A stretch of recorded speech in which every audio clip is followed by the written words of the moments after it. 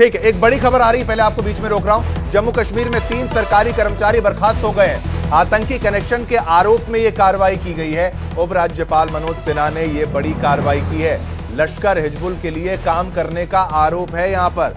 यह बड़ी खबर आपको बता दें, जम्मू कश्मीर में 3 सरकारी कर्मचारियों को बर्खास्त किया गया है। आतंकी कनेक्शन के आरोप में यह कार्रवाई की गई है और एलजी मनोज सिन्हा ने यह बड़ी कार्रवाई की है। लश्कर हिजबुल के लिए काम करने का बड़ा आरोप यहां पर लगा है इन पर। यह बड़ी खबर आपको बता दें, जम्मू कश्मीर के परिप्रेक्ष्य में यहां पर 3 सरकारी कर्मचारियों को बर्खास्त करना पड़ा, जहां पर आतंकी कनेक्शन सामने आया। आतंकी कनेक्शन के आरोप में यह कार्रवाई हुई है। उपराज्यपाल मनोज सिन्हा ने यह बड़ी कार्रवाई की है। लश्कर हिजबुल के लिए काम करने का यहां पर संगीन आरोप है, यानी आतंकी संगठनों के साथ। इसी पर और जानकारी देने के लिए रमन सैनी हमारे साथ लाइव जुड़ चुके हैं। रमन, क्या अपडेट्स है इस पूरे मामले में, विस्तार से समझाइए। जी हाँ, बिल्कुल। देखिए शिवम, जम्मू कश्मीर के अंदर न केवल आतंकवाद बल्कि आतंकवाद के समर्थकों पर भी लगातार गहरी और जो है वो कार्रवाई की जा रही है। 2020 से जब से लेफ्टिनेंट गवर्नर मनोज सिन्हा ने अपना पदभार संभाला है तब से लेकर अब तक करीबन 75 ऐसे सरकारी मुलाजिम जो कहीं ना कहीं किसी न किसी तरीके से आतंकवाद में लिप्त पाए गए, या फिर जैश ए मोहम्मद या फिर लश्कर तोयबा या फिर हिजबुल मुजाहिदीन के लिए काम करते हुए पाए गए थे, तो उनको सरकारी नौकरियों से बर्खास्त किया गया था। और इसी सिलसिले में अब 3 और सरकारी कर्मचारी जो हैं जिनके ऊपर ये गाज गिरी है और बाकायदा इनको अब लेफ्टिनेंट गवर्नर मनोज सिन्हा ने नौकरी से बर्खास्त कर दिया गया है। इन तीनों की पहचान जो है वो मलिक इशफाक नासिर, ये पुलिस कांस्टेबल हैं। एजाज अहमद, ये टीचर हैं स्कूल एजुकेशन डिपार्टमेंट में। और वसीम अहमद खान, ये जूनियर असिस्टेंट हैं गवर्नमेंट मेडिकल कॉलेज श्रीनगर के अंदर। तो ये 3 ऐसे शख्स जो सरकारी नौकरी में रहते हुए अलगाववाद और आतंकवाद को समर्थन देते थे, और इन तीनों पर आरोप है क्योंकि इनका नाम पहले ही आया था और इनको उस समय जेल में भी रखा गया था। और उसके बाद जब जांच पूरी हुई है तो ये मालूम चला है कि लश्कर और हिजबुल मुजाहिदीन के लिए लगातार ये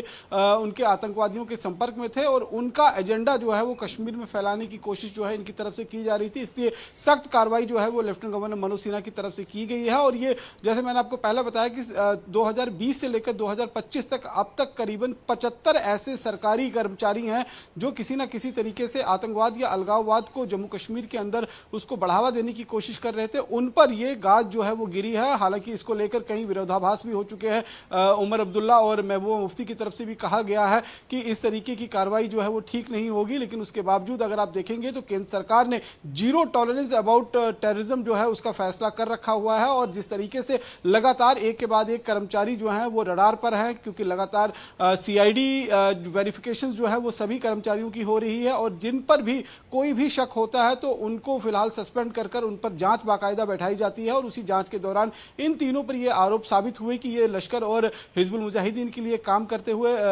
काम कर रहे थे। एक तरफ सरकारी खजाने से तनख्वाह के रूप में पैसा निकाला जा रहा था, दूसरी तरफ अलगाववाद और आतंकवाद को बढ़ावा देते हुए पाकिस्तान से भी पैसा कहीं ना कहीं ऐड रहे थे। और इस ऐसे में ही ये कार्रवाई बड़ी कार्रवाई हुई है, क्योंकि भारत की तरफ से स्पष्ट कर दिया गया है कि जिस तरीके से पाकिस्तान समर्थक जितने भी आतंकवादी गुट हैं उन पर जो है वो कड़ी कार्रवाई जम्मू कश्मीर के अंदर की जा रही है। साथ ही साथ में हमने ऑपरेशन सिंदूर के तहत देखा कि सीमा पार भी जाकर हमने वो कार्रवाई की है। तो ऐसे में जब अपने ही भीतर कुछ एक ऐसे गद्दार मौजूद हैं जो सरकारी नौकरी में काम करते हुए लगातार आतंकवाद को बढ़ावा देने की कोशिश कर रहे थे, लेफ्टिनेंट गवर्नर मनोज सिन्हा कई बार इस बात को लेकर दोहरा चुके हैं कि जब तक जम्मू कश्मीर के अंदर जो इकोसिस्टम है टेररिज्म का वो समाप्त नहीं हो जाएगा तब तक आतंकवाद पूरी तरीके से खत्म करने में वक्त लगेगा। और इसीलिए अब उस इकोसिस्टम को पूर्ण रूप से खत्म करने की कार्रवाई जो है वो पिछले 5 सालों से शुरू की गई है। अब तक 75 से ज्यादा जो कर्मचारी हैं उनको बर्खास्त किया जा चुका है और ये सिलसिला आगे भी चलेगा, क्योंकि अभी और कई ऐसे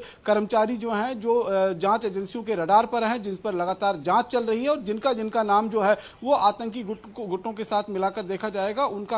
उनकी बर्खास्ती जो है वो निश्चित रूप में तय मानी जाएगी। आप ये समझ लीजिए, क्योंकि जम्मू कश्मीर से अब आतंकवाद को समाप्त करने का एक दृढ़ संकल्प जो है वो जम्मू कश्मीर की सरकार, जम्मू कश्मीर के प्रशासन और केंद्र सरकार। रमन, किस तरीके की जानकारी साझा की गई होगी इनके द्वारा आतंकी संगठनों का, लश्कर वगैरह का जो नाम यहां पर आ रहा है, किस तरीके की जानकारी आपको लगता है साझा की गई होगी? मूवमेंट्स की वो तमाम चीजें, क्या ऐसी भी कुछ जानकारियां सामने आ रही हैं?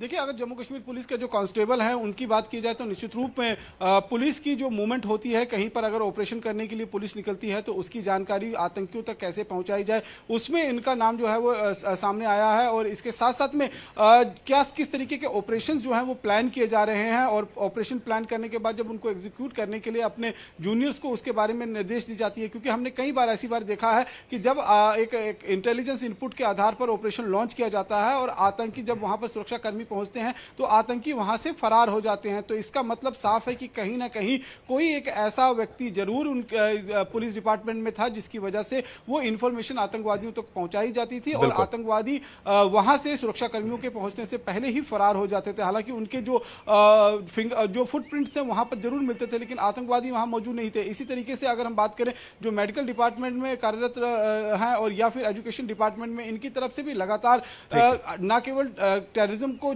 कश्मीर घाटी के अंदर ग्लैमराइज करना, बल्कि इसके साथ साथ में उनके लिए लॉजिस्टिक सपोर्ट मुहैया करवाना। जैसे अगर किसी आतंकी को एक जगह से दूसरी जगह शिफ्ट करना है, बहुत शुक्रिया रमन, जिस तरीके से पूरी जानकारी को आपने हमारे साथ साझा किया। तो ये ब्रेकिंग न्यूज के लिए हम